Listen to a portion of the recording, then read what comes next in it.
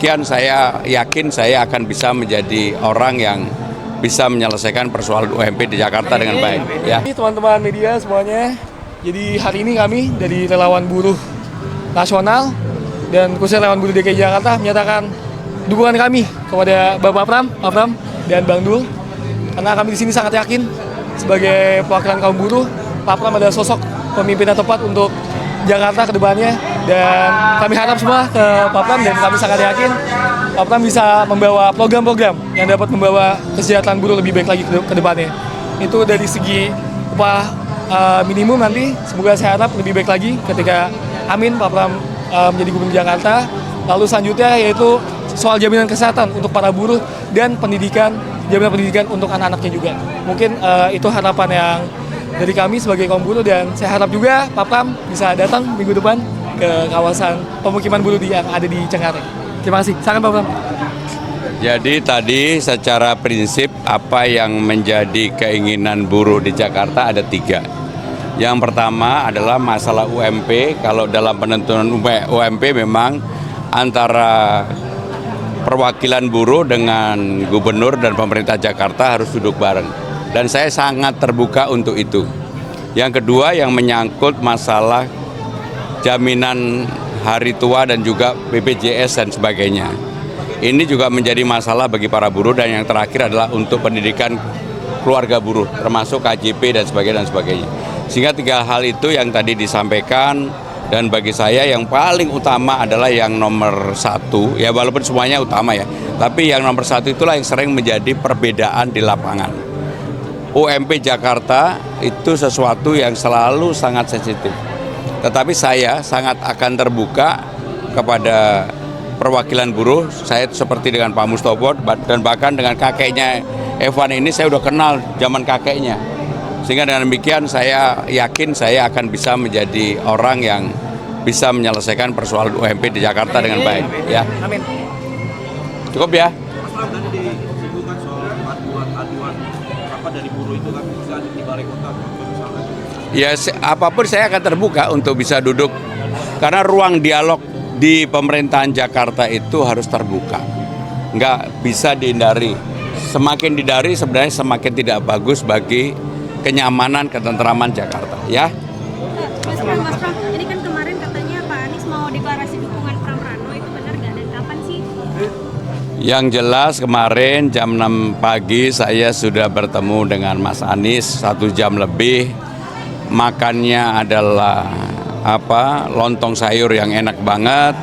Kopi buatan Bu Ferry, istrinya Mas Anies, enak. Mas Anies juga ngajak putranya, karena saya kenal Mas Anies sangat lama sehingga pembicaraannya dalam.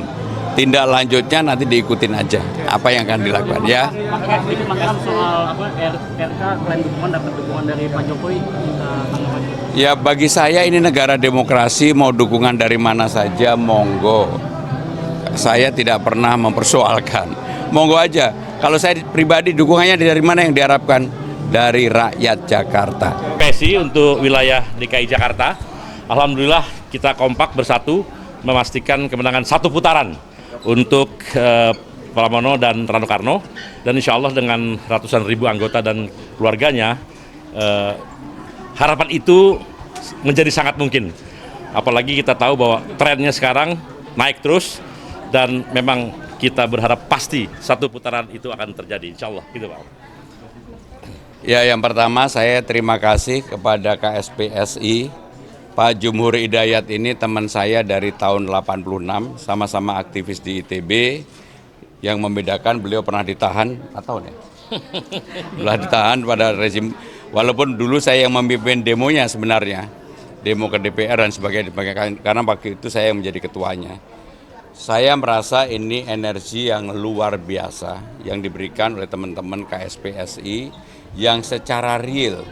Bahkan saya sendiri tidak pernah, terutama dengan teman-teman KSPSI ini meminta, tetapi mereka secara sadar sepenuhnya memberikan dukungan dan effortnya dilakukan luar biasa. Mereka sudah door to door canvassing, sehingga itulah yang membuat saya makin terharu dan merasa bahwa teman-teman KSPSI sudah memberikan energi yang luar biasa bagi saya pribadi. Mas Pram, bagaimana optimis optimismenya memandang di Pilkada Jakarta nanti, apakah bakal yakin menang satu putaran?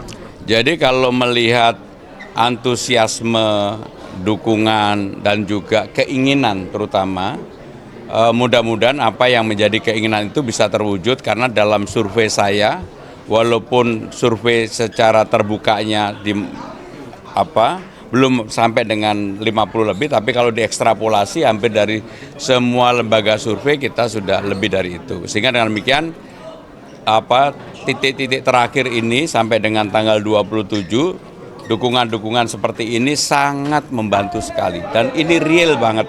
Mereka sebelum bertemu dengan saya, mereka sebenarnya sudah melakukan sosialisasi di jaringannya masing-masing, dan saya dengan Pak Jumur ini dikasih report secara terus-menerus. Saya melihat ini real, betul-betul real. Saya mengucapkan terima kasih. Mas Pram, udah masuk musim hujan, biasanya banjir, terus masalah permukiman warga, nanti gimana nih Mas? Mungkin bisa. Ya, apapun persoalan banjir di lapangan kan seperti yang selalu saya sampaikan, ada 3, banjir kiriman, banjir lokal, banjir rob.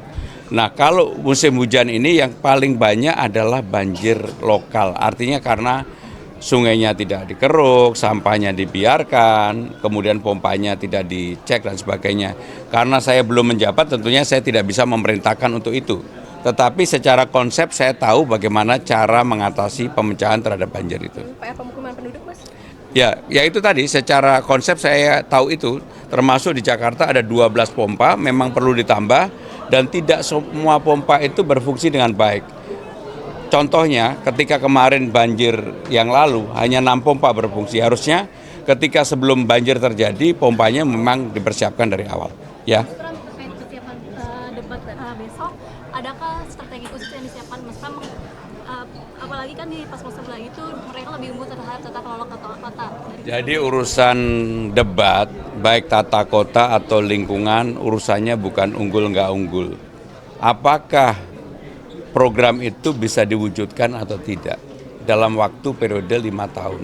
Kalau saya ingin rasional bahwa semua besok yang akan saya tawarkan, saya sampaikan itu betul-betul program yang bisa dieksekusi selama 5 tahun.